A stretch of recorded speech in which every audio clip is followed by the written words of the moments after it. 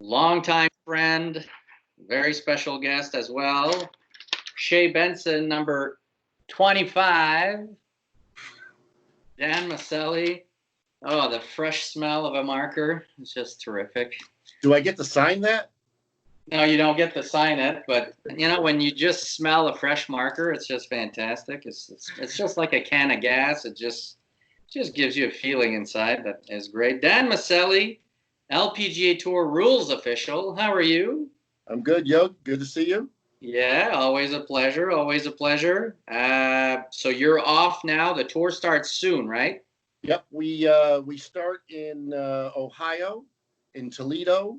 The first tournament is the Drive-On Championship. It's a kind of a no spectator first go around for us under the COVID-19 protocols, and it'll be at Inverness, which the Inverness Club is a beautiful place in Toledo. So we're starting off on a really nice golf course. And that starts on the week of the 27th of July. It goes till August 2nd or 3rd, I believe, the Sunday or whatever. It's a 3-day event for the first one, and then we have our second Toledo event right after that. We go down the street almost to Highland Meadows, and they play the Marathon Classic as well. I've had a chance to play both golf courses, and there's some great courses in Ohio all across the state. It's great, but with the COVID going on, a lot of states are re-shutting down compared to here in Canada. Canada was, I would say, way more upfront with the COVID. We everything was shut down much longer. I think the government here was way more careful than in the United States, and we'll see. History. Time will tell who was right, who was wrong. But so I wish it's affected, and that's affected us with our Canadian event. Unfortunately, the CP Women's Open had to be canceled this year. So, yeah, it's affected a lot of people, unfortunately, negatively. But you got to try and make the best that you can of the year and play whatever you can play, and hopefully that we'll get it behind us at some point and we can have a really good 2021. But we got to try and so these players, these ladies haven't played golf competitively for any real money unless they're playing some mini tour events here and there all year. So they really need to, especially consider if you were a rookie on tour. With all the anticipation that comes with, your first tour year, and to have to be sidelined like that, I'm sure it's pretty discouraging. It is, and I teach Valerie Tanguay, and we spoke you and I about her. She's got a Symetra Tour status, and it's hard. Like she's really eager to start. She's playing great right now, but I know the Symetra Tour is starting late July also, but it's out west, and it's a problem for her because there's a break between events. She can't come back if she decides to play the Symetra Tour. She can't come back to Canada because she'll have to quarantine for 2 weeks upon her return, and she doesn't have a place to stay for 2 weeks. So it's a big problem. Tough decisions for a lot of players. Yeah, it is. All right, let's talk about Dan Maselli. Born and raised where? Born and raised in Hartford, Connecticut. Do you know where that is, Yogi? Do you know where Connecticut is? I remember the Whalers. Yeah, I grew up in Hartford and lived there pretty much all my life. Different parts of Connecticut, but and then I realized in my 20s that you didn't actually have to put up your golf clubs. You could actually go south in the United States and get to a place where you never had to put your golf clubs away and it didn't snow. And so I decided to move there, and I've been in Florida since 1990. So 30 years. Hartford Whaler is one of the greatest logos of all time, and for us on the male side, the Travelers Championship, one of the best events on the PGA Tour, no doubt. Now, I grew up hitchhiking to that event because I used to run the scores for the scoreboards, the manual scoreboards. So I would hitchhike to the event. They'd give you you volunteered. They give you coupons for food. And I was 13 years old, 14 years old. And I would go to that event every year. I'd look forward to that. And hung out with Chichi Rodriguez and watched Jack never played. So, you know, we never saw Jack in Hartford, Connecticut. But yeah, it was great. I used to love watching the pros. And back then, it was at Wethersfield Country Club in Wethersfield before it moved to the TPC course in Cromwell. Yeah, that's great. Now, did you start, when did you start golfing? Did you start at an early age or? Started at 10, started playing at 10. My grandfather when I was 8 years old, my grandfather gave us 2 sets of golf clubs. And were those wooden shafts? No, they were just a little bit beyond that. They were steel shafts. Thanks for the old man reference. I appreciate that. But my older brother, he was 4 years older. He was 12. And you had to be 10 years old to play the public golf course. So he's 12, he can go play. I'm 8, I can't. So what does every younger brother want to do? Do what his older brother's doing. So I wanted to play golf because he was playing golf, not for any other reason. My father didn't play. We would watch golf on television, but that was it. And so when I was 10, my father commanded my brother to take his younger brother with him and go play golf. So he took me for his obligatory round of golf with me, and then he set me on my own, and off I went. Did you play junior or did you play high school golf, college golf? High school, played junior, high school golf. Didn't play any college golf. Went in the Air Force after high school. I was always a frustrated player. Okay. I never, ever achieved anything as a player. Never was a very good putter, unfortunately, and that's a big part of the game. So I could strike it okay, but I never really could score very well. So I never really had any real aspirations to play professionally. I kind of knew that I wasn't that good. So I went and said, okay, you do have to eat, so you better find a way to make money so you can survive. What did you do before becoming a rules official? I was a club pro. I went through a lot of different business things in my 20s, and then when I was 31 when I moved to Florida, that's when I thought I would get in the golf business. Golf was what I loved. Okay. So I said, I don't like business. I don't like working. I really like being at the golf course. If I could figure out a way to make money and hang out at the golf course all day long, that'd be kind of cool. So I thought of being a club pro, and I went through the PGA program and got my certification with them. And I was at a club for about 15 years in South Florida, and did that for a long time. What club? Miles Grant Country Club was the name of the golf course. It's a small little golf course in Stuart, Florida, where I live. Live right on it now. It was a very busy private club in the day when I first joined it. It's changed a lot since then. Okay. All right. And then do you take me through, how did you become a rules official? I took a little hiatus from golf after my term with, I was a club pro. I went to general manager for a couple of years, and then I got out of the golf business for about a year and a half, came back to Florida, and Rick Whitfield very well, the former head professional at Loblolly and ran Gateway Tour.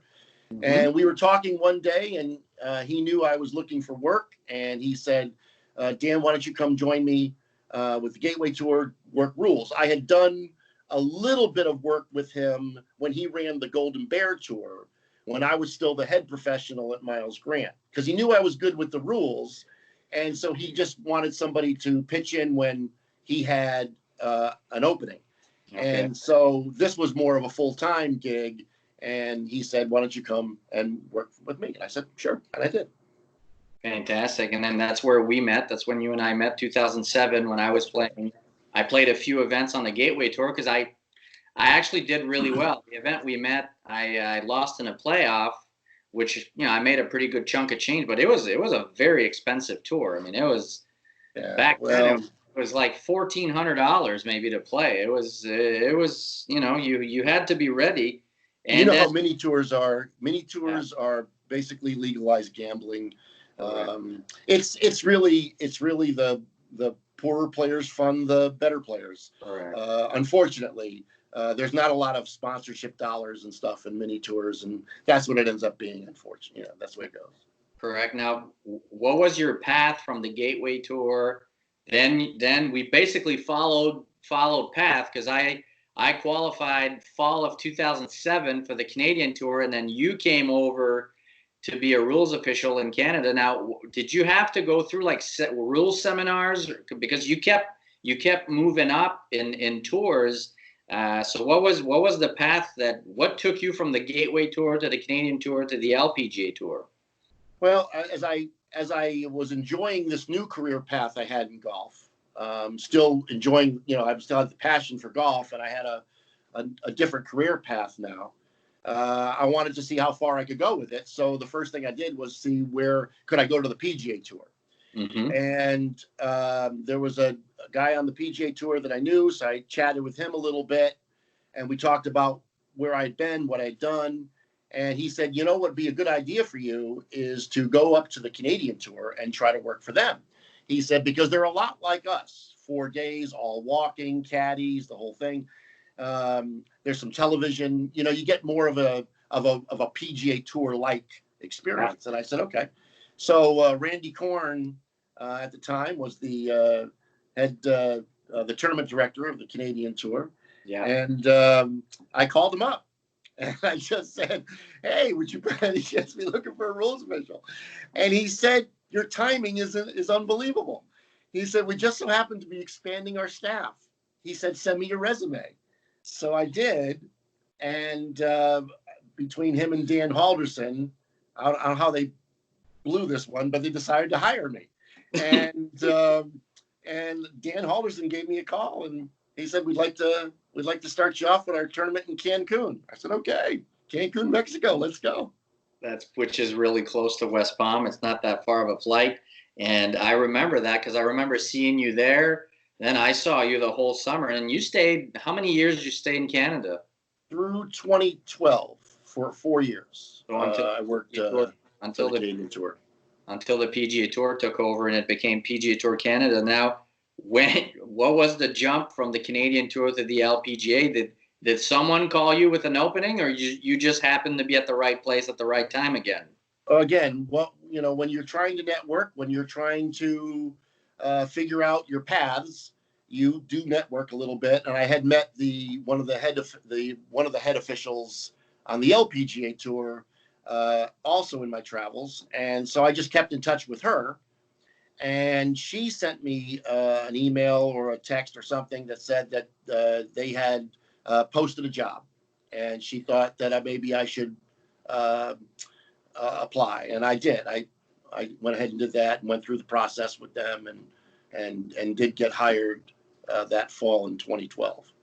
Now, for you being a rules official now on one of the biggest tours in the world, do you have to like a golfer, for example, keeps in shape, plays, practices? Now, does a rules official, do you practice the rules? Especially now, there was a rule change last year, or several rule changes. Yep. Do you practice? Like, do you do quiz? Do you have to do seminars? Do you guys get together and practice? Yeah, all the time. Any professional organization is going to try and keep improving and keep getting better. And yes, we want to make sure that our skills are at the highest level. We are the biggest, best women's tour in the world. We have the greatest women players from all around the world playing on our tour. High profile with television and everything. So yeah, it's got to be right, and you got to be good. And yes, you got to. And if you're ever going to be good at anything, you got to continually improve your skills. Beautiful. And then, what's a typical week for rules officials? So do you how many rules official are there a week is question number one, and then take me through like details of what's a week look like. Well, everything is basically based on your budget. The PGA Tour can afford to have more people out there than we can, but we have about 5 or 6 people on the golf course or working at one event. So we all would arrive on a Tuesday. We would travel on a Monday. We would arrive on a Tuesday. We would survey the golf course, mark areas that maybe would get ground under repair or something like that. Talk about some rule situations that may come up that week, things that we would look at and say, okay, if a ball ended up here, how would we all decide? What are our opinions? And some of those discussions can get heated, not heated, I guess, but it can get a rigorous debate about the rules. But we all want to make sure that we do what we think is the right thing to protect the competition and to make sure that the players decide the competition. Nothing that we did decides the competition. We want the players to end up being the focus. And then we would do the pairings, and the Pro-Am would be on Wednesday, be kind of a paperwork day for us. And then we would get started Thursday morning. And there's always 2 people setting up the golf course, 1 person on the front 9, 1 person on the back 9. The person who's setting up is setting where the tee markers are going to go that day, and also where the hole location is going to go. And we usually do the hole location the day before. So on Wednesday night, we would do the hole locations for Thursday morning, and then Thursday morning, we would set the hole locations for Friday morning. Well, you look at for tee markers and pins and all that, you take in consideration the weather factor. If it's supposed to be a 30-mile-an-hour wind into a par 4, let's say, well, you guys kind of take a look at what the forecast is, because you want it to be difficult, but you don't want it to be unfair, which is the biggest thing. Well, those are the 2 words. You want it to be challenging, but you want it to be fair. So yeah, if it's gusting or blowing 30 in their face, you may have to move the tee up a little bit. Yeah. Or if you have like a really big soft area in the middle of the fairway or something, you may want to get them past it or move them back sometimes so they can't get to it. Depending on how the hole plays and depending on the conditions, we'll move things around to keep it challenging, but also to keep it fair. Because a lot of times I get questions about the LPGA or even the PGA Tour, and you'll be watching on TV, and it says the par 4 is 415 yards, but it doesn't mean that day, if the tees are up and the pins up, well, then it's now 370. It's not. So a lot of times, and especially on the women's side, the golf courses are set up because the women have different ball flights. They have it's tougher for a girl they don't have the same club head speed. So those are all things that you guys need to take in consideration. You can't set up a course for a PGA Tour event just like you'll do it for an LPGA Tour event. No, and that's one of the transitions or one of the things that I had to do when I went from the Canadian Tour to the LPGA Tour was to understand the differences. And that's not to say that the ladies aren't as good as the men. I don't want that to be that kind of the thing here. It's they just don't strike it the same way. Lexi Thompson does. Yeah. Lexi Thompson can. Brittany Lincecum, players like that can. But some of our players who don't hit it as far, they can't spin it like that. So when they're hitting too hybrid into a green, that has to be taken into consideration to allow them to also have the best opportunity to score and play the golf course too. Exactly. Now, viewers don't know that either, also, but when you guys are at the event, you're not in charge of all 18 holes. You're going to be, the rules official are going to have a section of the course you know, like you That's might correct. be on hole 1 through 4, or it depends how the course is designed, obviously. Exactly. Yeah, you kind of find the hot spots, if you will, the areas that you know are going to be busy. Suppose we had a reachable par 5, and there's a big grandstand or something obstruction behind the green. You know, you're going to get a lot of activity with temporary immovable obstructions that day. So you would probably have somebody in that area. But yeah, we work an area of the golf course generally throughout the day. Okay. And then when someone is called to a ruling, do you move your area to go cover his spot again, or? Sometimes it depends on what's happening. You got to be fluid. Obviously, we have radios and we're in constant communication with each other. And yeah, you move around to try to make sure that you're always covering the golf course. The key is not to leave an island out there so that, because, you know, it's Murphy's Law. As soon as you leave an area alone, you're going to get a call. And it's not like you can just pick up and, you know, like, I wish I had the genie thing, you know, okay, now I'm on 12 green. But you're not. You got to drive. And now I got to be careful because I've got players who are putting, teeing off, hitting approach shots. I'm trying to cross fairways. Yeah, oh no, it's fine. Now, are you one of those rules official that actually tries to drive as close as possible to the ball, or are you going to walk 20 yards at least? Because I've seen rules official that, I mean, if they could drive on a green, they'd do it. I think you're referencing one in particular rules official from the Canadian tours. I think what you're referencing. And I don't know if that's fair without him being able to defend himself, but you're right. I do. I try to park the cart out of the way and then walk over so that it's not in the way or anything. But I've lost actually a few pounds, Yogi, so I actually can walk now. Now, are there golf courses that are just a nightmare to mark on the LPGA Tour schedule? Absolutely. I've got a golf course in Shanghai that just comes to mind. That it takes me 9 or 10 cases of paint to paint the golf course. Wow.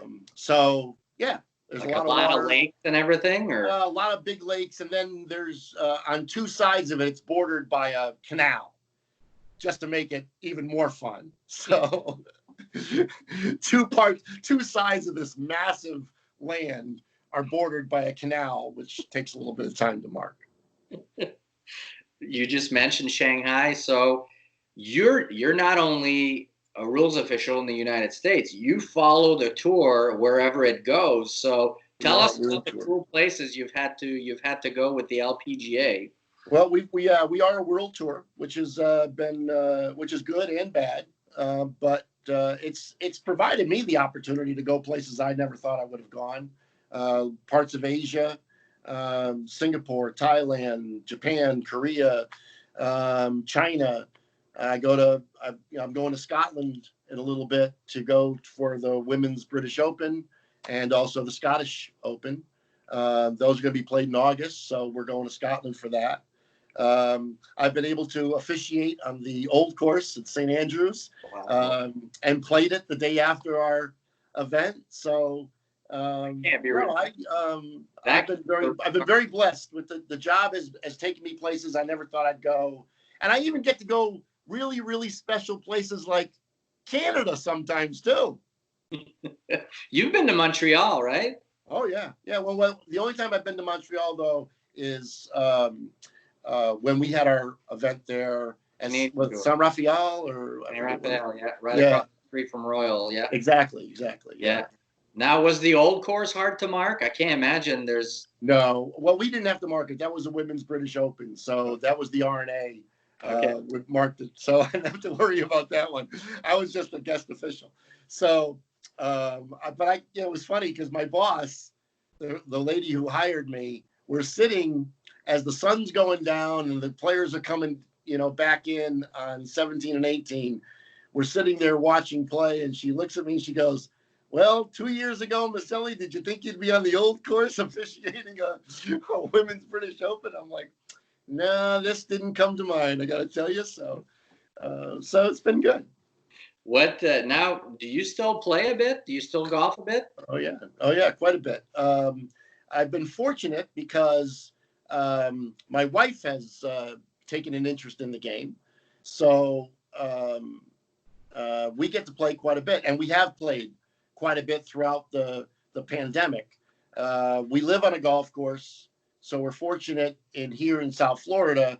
We were able to play golf throughout as exercise, get out of the house, do something. So it's been good. So we played a lot of golf. Yeah, I've actually been working on my game and feel like it's coming along. Nice. Do you bring your sticks on the road? Occasionally, it's hard when you're just officiating. No, because you're working too much. Okay. So each one of us has about 4 or 5 events a year that we advance. Okay. And when you advance an event, you go to that event 1 week early. Okay. For instance, I'm the advance for our first event in Toledo at Inverness. Yeah. So I'll go to Inverness on July 20th. I'll fly to Ohio and I will start looking at the golf course for out of bounds, paint penalty areas, and start looking at how we're going to play the golf course and what structures they may put up and how it could affect the competition and all those kinds of things, how they flow. We're not going to have spectators, but what you would look at, the flow of spectators. You want to look at everything that the tournament is doing and how can that affect the competition? Because the idea is to keep the competition pure. Wherever a player hits the ball to, hopefully that's where they play it from next. And you want to try to minimize the number of times they move their ball. You know, you want the player to end up playing the ball from where they hit it to. And so you start looking at all these things to try and figure out, okay, how can I keep the competition as pure as possible? Now, are you also starting to kind of mark the course, or is that? Yeah, that advanced week is when you do all of that. You'll mark all the out of bounds. You'll mark all the penalty areas. Sometimes you may have a question about how to mark a particular area, and you may wait for the team to come in on Tuesday, and you may just attack that area with everybody's ideas at one time if you just can't figure that out on your own. But I don't think Inverness can be really hard to mark. There's a little burn that goes through the course, and there's a lake on 3, the par 3, and that's about it. No, yeah, Inverness is not going to be a very difficult mark. We're not going to have any pro-ams. No. We have no spectators, so it's not going to be a traditional advance week. So I am bringing my clubs with me. Nice. Now, there's so many good golf courses in that area. I actually won the Toledo Open one year at Sylvania Country Club. Oh yeah, Sylvania. It's really, really sweet. There's a lot of good courses there. Are you looking forward to the nostrils exam? Or? No, I've heard all the nightmares about it. But we're in different times, so Do you know what the protocol is going to be for the LPGA? I know the guys on the PGA Tour because I interviewed Mark Hubbard not too long ago, and he's tested twice a week. They have the Q-tip test before entering site on Tuesday, and then they also have a saliva test Saturday if they plan on taking the charter plane. Okay. They have 2 charter plane to the following event. Now, what's going to be the protocol for the girls, and do they also have access to a chartered flight from the LPGA? Again, we're just talking about different budgets here. So we are testing our players before the player can leave their location they are right now. Okay. They'll do a saliva test. Yeah. To travel. Okay. And players and caddies and staff. Okay. And if everyone's negative, you can travel to the location. When you get to the location, before you can get on site, you'll be tested again. Yeah. That will be the saliva test is to travel. Then you'll do the nose test, I believe, on site. And then once that clears, then you'll be allowed to go on site and do everything else. We don't have that secondary test because we don't have any of the charters for the players going to the next event. They're traveling on their own. Yeah. Well, from Inverness to Highland Meadows, it's an Uber. is a $5 Uber ride. Exactly. All right, little Yogi rapid fire. You ready? All right, go ahead. I'm good. Best and worst shot you've ever seen on tour? Oh, okay. Best shot. Oh, best shot. That's a tough one because I've seen some really good shots. Best shot, I'd say, this is going to surprise everybody. No one's, Kendall Dye got an albatross when I was working Symetra Tour. My very first year with the LPGA, I worked Symetra, and I watched her dunk a 2 on a par 5. That has to be the best shot I ever saw, I think, probably. It was a long shot in between these bunkers, rolled right up there. It was great. It was beautiful. Worst shot, that's tough. I don't know. I've seen a lot of bad shots too. I will tell you one funny story, and I don't think they'll make. We're in Thailand one year, and on the front 9, the 8th tee is a par 3 over water, and way over on the right-hand side, on the other side of this pond, is the second hole, but it's quite a ways. And Lexi Thompson played her second shot from the second hole, and I went to her father and I said, I understand your daughter played the 8th hole, or second shot to the 8th hole from the second hole. And she goes, yeah, that's my daughter. She shanked it over there. But Lexi's had a lot of success, so I can pick on Lexi. Fantastic. Favorite sport team? Oh, the New York Yankees, followed by the New York Giants, followed by any team that has New York in front of it. Okay, Rangers or Islanders? Rangers. Ranger. Were you a Hartford Whalers fan growing up? I was a teenager when they came to the Hartford, so that was a big thing. Okay. Have you ever witnessed a special round, like a low score? Oh, let's see. Throw that worm in the water. Yes.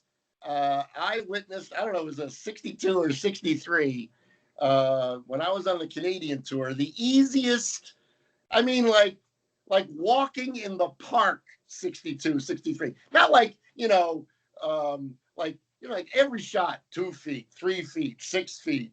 And I forget what golf course it was, but the player was the host, today's host. That was like probably one of the best rounds of golf I ever saw, Yogi. That was Uplands Country Club. Is that where it was? You were out by yourself. I was. Saturday or Sunday. I was first off Saturday. Yeah, and you just went nuts. But it was everything. Fairway, green, short putt. It wasn't even hard. No, and I remember because I was first off, and you were enjoying your coffee in a newspaper on the second hole, and then I piped my drive, and then I called you over, and then you drove like 40 yards to come see me, and all I had to say for I said, Dan, have you ever seen a ball this in the middle of the fairway? Not that you've ever been one to focus any kind of attention on yourself, Johan. Now, I know you shy away from the spotlight, so. We've had some great time. Have you ever witnessed like a 59 or something like that out on the LPGA? No, the 59 was Annika's the only 59, I guess, for the LPGA, and she was gone by the time I got there. So okay. Yeah, but I've met I got to tell you, I've met some incredible women, some incredible players.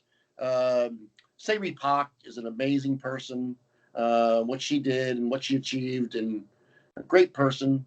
I've just met a lot of really, really nice people, and really met it, and have had a really good time with it. Beautiful. What's your favorite course on the LPGA? Oh, that's tough. There's a lot of good golf courses we play. Right now, it's Inverness. That's really good. That's an incredible course, and it's under. We play a golf course in California, though, our Kia Classic, which we're going to play in September this year. Normally, it's in March. It's in Carlsbad, Southern California. Aviara. Have you ever played Aviara? I haven't played it, but my God, it is a amazing golf course. Great topography. elevation changes, always in good shape. Real shot makers golf course. Oh, good golf course. Yeah, I'm a big fan of northern courses. I'm a huge fan, and it's a lot of people don't know that, but Chicago is an unbelievable area for golf. It's a mecca. Ohio, Long Island, New York. My goodness, those are well. Yeah, New York. Obviously, New York and Chicago, Philly. That's where golf began in the United States, pretty much. And yeah, there's some great old golf clubs in and around those areas. Favorite on-course adult beverage? Water. What? While I'm working? No, when you're playing. Oh, beer. A specific beer or? No. I'm really not very particular. Yeah. My wife and I like Mick Ultra, so we drink that a lot. As long as it's cold, you'll drink it. There you go. There you go. Well, Dan, thanks a lot. That was great. I really appreciate it. And safe travels. Be careful out there and, follow the procedures and all that. And I'm sure you'll be fine. I can't wait to see you down the road again. Yeah, we're looking forward to getting back started again. And I'm sure I'll bump into you again. But thanks, Yogi. I appreciate the time. It was good. You're very welcome. Thank you. All right.